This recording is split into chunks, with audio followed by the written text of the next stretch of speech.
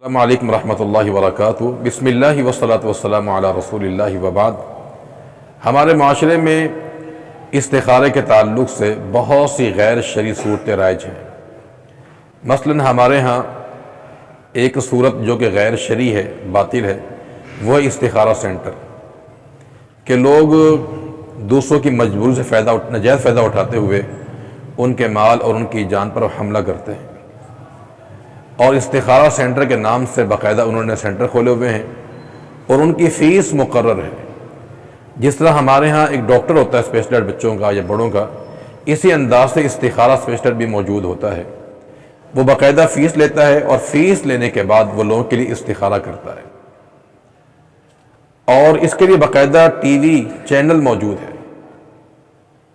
کہ جس میں لوگ سوال کرتے ہیں حضرت ہمارا فلاں کام ہوگا یا نہیں ہوگا، تو وہ صاحب جو ہے مراقبے میں جا کر کچھ دیر سر جھکا کر پھر وہ کہتے ہیں یہ آپ کا فلاں کام ہو جائے گا یا فلاں کام نہیں ہوگا۔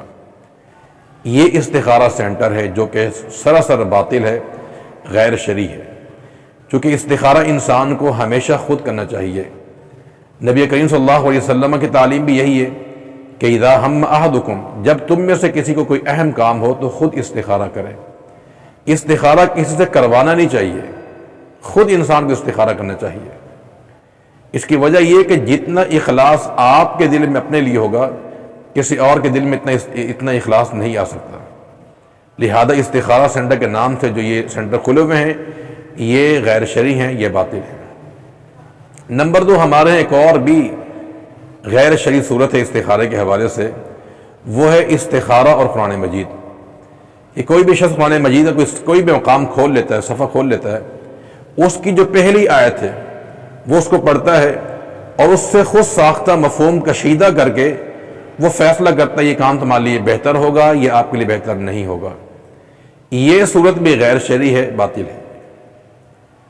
اور نمبر 3، استخارے کی شکل یہ ہے جو کہ غیر شرعی ہے، استخارہ اور تسبیح، کہ حضرت کے ہاتھ میں تسبیح ہوتی ہے، وہ ایک ایک دانہ گراتے ہیں، ایک دانے پہ ہاں بولتے ہیں اور ایک میں نہ بولتے ہیں، آخری دانے پر جو بھی ہو، ہاں ہو یا نہ ہو، تو اس پر اس نتیجہ مرتب کرتے ہیں کہ آپ کا کام ہو جائے گا یا آپ کا کام نہیں ہوگا۔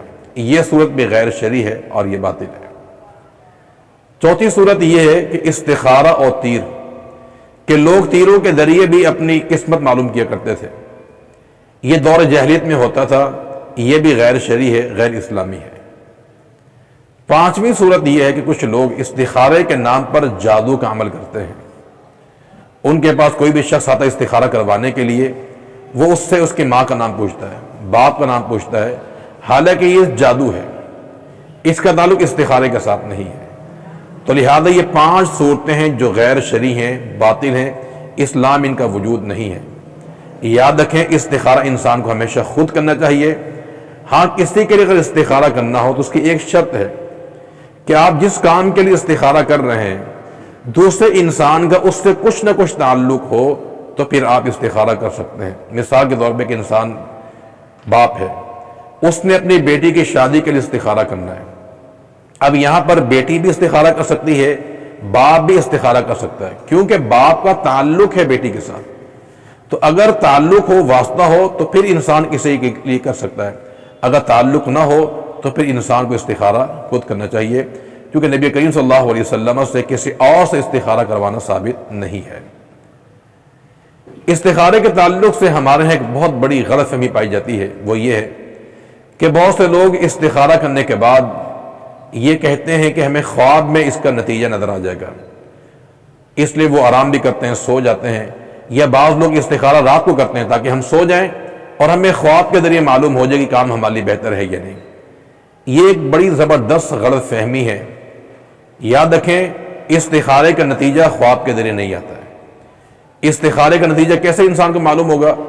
کہ جب انسان استخارہ کرے گا، اللہ تعالیٰ اس کے دل میں وہ چیز ڈال دے گا، اطمینان ڈال دے گا، اس کا شرح صدر ہو جائے گا، اور یہ ممکن ہے خواب کے ذریعے اللہ دکھا دے، اور ایسا بھی ممکن ہے کہ اللہ تعالیٰ انسان کو دلی تسلی دے دے کہ استخارہ کرنے کے بعد انسان اس کام کو شروع کر دے۔ اگر دل مطمئن ہے، انسان کام کرتا چلا جائے، اگر دل مطمئن نہیں ہو رہا، انسان کام چھوڑ دے۔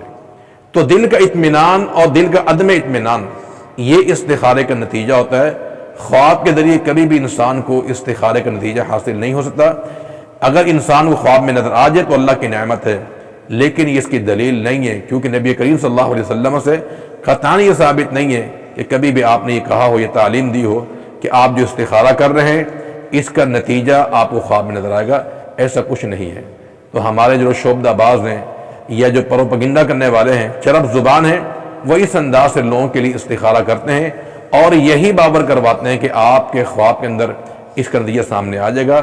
تو یاد رکھیں، خواب کے ذریعے کبھی بھی انسان کو استخارے کا نتیجہ حاصل نہیں ہوتا۔